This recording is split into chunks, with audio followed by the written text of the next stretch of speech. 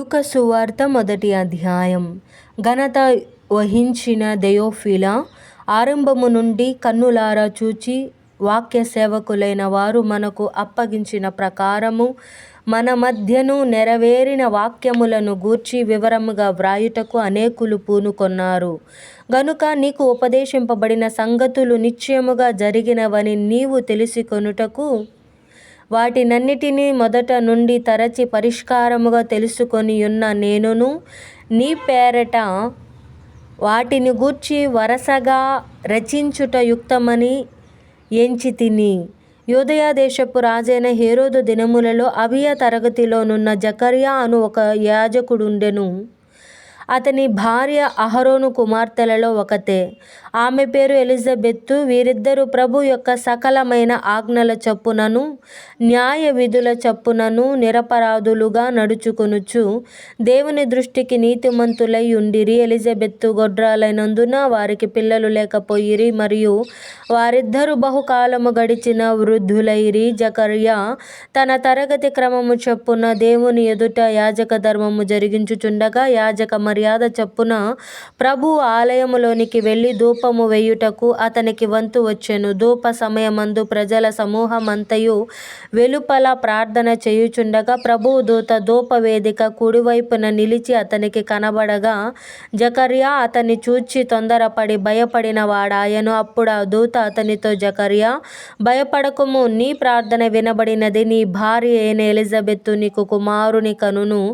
అతనికి యోహాను అను పేరు పెట్టుదువు. అతడు ప్రభువు దృష్టికి గొప్పవాడై ద్రాక్షరసమైనను మద్యమైనను త్రాగక తన తల్లి గర్భమున పుట్టినది మొదలుకొని పరిశుద్ధాత్మతో నిండుకొనిన వాడై ఇశ్రాయేలీయులలో అనేకులను ప్రభువైన వారి దేవుని వైపునకు త్రిప్పును. మరియు అతడు తండ్రుల హృదయములను పిల్లల తట్టునకును అవిధేయులను నీతిమంతుల జ్ఞానముననుసరించుటకును త్రిప్పి ప్రభువు కొరకు ఆయత్తపడియున్న ప్రజలను సిద్ధపరచుటకై ఏలియా యొక్క ఆత్మయు శక్తియు గలవాడై ఆయనకు ముందుగా వెళ్ళును. గనుక నీకు సంతోషమును మహానందమును కలుగును.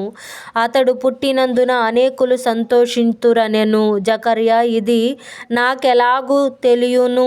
నేను ముసలివాడను, నా భార్యయు బహుకాలము గడిచినదని ఆ దూతతో చెప్పగా దూత, నేను దేవుని సముఖమందు నిలుచు గాబ్రియేలును.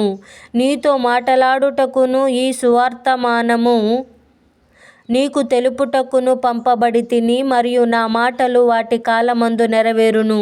నీవు వాటిని నమ్మలేదు గనుక ఈ సంగతులు జరుగు దినము వరకు నీవు మాటలాడక మౌనివై యుందువని అతనితో చెప్పెను. ప్రజలు జకర్యా కొరకు కనిపెట్టుచుండి ఆలయమునందు అతడు ఆలస్యము చేసినందుకు ఆశ్చర్యపడిరి. అతడు వెలుపలికి వచ్చినప్పుడు వారితో మాటలాడలేకపోయినందున ఆలయమునందు అతనికి దర్శనము కలిగినదని వారు గ్రహించిరి.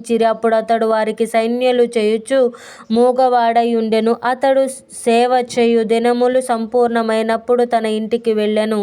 ఆ దినములైన పిమ్మట అతని భార్య ఎలిజబెత్తు గర్భవతి అయి మనుష్యులలో నాకుండిన అవమానము తీసివేయుటకు నన్ను కటాక్షించిన దినములలో ప్రభువు ఇలాగున చేసెననుకొని 5 నెలలు ఇతరుల కంట బడకుండెను. 6వ నెలలో గాబ్రియేలను దేవదూత గలిలయలోని నజరేతను ఊరిలో దావీదు వంశస్థుడైన యోసేపను ఒక పురుషునికి ప్రదానము చేయబడిన కన్యక యొద్దకు దేవుని చేత పంపబడెను. ఆ కన్యక పేరు మరియ. ఆ దూత లోపలికి వచ్చి ఆమెను చూచి, దయాప్రాప్తురాలా, నీకు శుభము, ప్రభువు నీకు తోడైయున్నాడని చెప్పెను. ఆమె ఆ మాటకు బహుగా తొందరపడి ఈ శుభవచనమేమిటో అని ఆలోచించుకొనుచుండగా దూత, మరియా, భయపడకము, దేవుని వలన నీవు కృప పొందితివి. ఇదిగో, నీవు గర్భము ధరించి కుమారుని కని ఆయనకు యేసు అను పేరు పెట్టుదువు. ఆయన గొప్పవాడై సర్వోన్నతుని కుమారుడనబడును.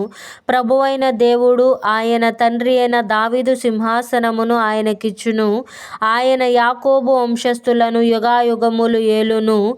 ఆయన రాజ్యము అంతము లేనిదై యుండునని ఆమెతో చెప్పెను. అందుకు మరియ, నేను పురుషుని ఎరుగని దాననే ఇదెలాగు జరుగునని దూతతో అనగా, దూత పరిశుద్ధాత్మ నీ మీదికి వచ్చును, సర్వోన్నతుని శక్తి నిన్ను కమ్ముకొనును గనుక పుట్టబోవు శిశువు పరిశుద్ధుడై దేవుని కుమారుడనబడును. మరియు నీ బంధువురాలు ఎలిజబెత్ కూడా తన వృద్ధాప్యమందు ఒక కుమారుని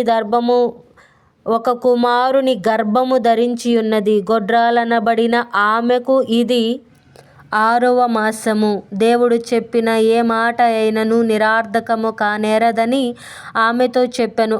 అందుకు మరియ, ఇదిగో ప్రభు దాసురాలను, నీ మాట చప్పున నాకు జరుగును గాక అనెను. అంతటా ఆ దూత ఆమె యొద్ద నుండి వెళ్ళెను. ఆ దినముల యందు మరియ లేచి యూదా ప్రదేశములోని కొండ సీమలోనున్న ఒక ఊరికి త్వరగా వెళ్ళి జకర్యా ఇంటిలో ప్రవేశించి ఎలిజబెతుకు వందనము చేసెను.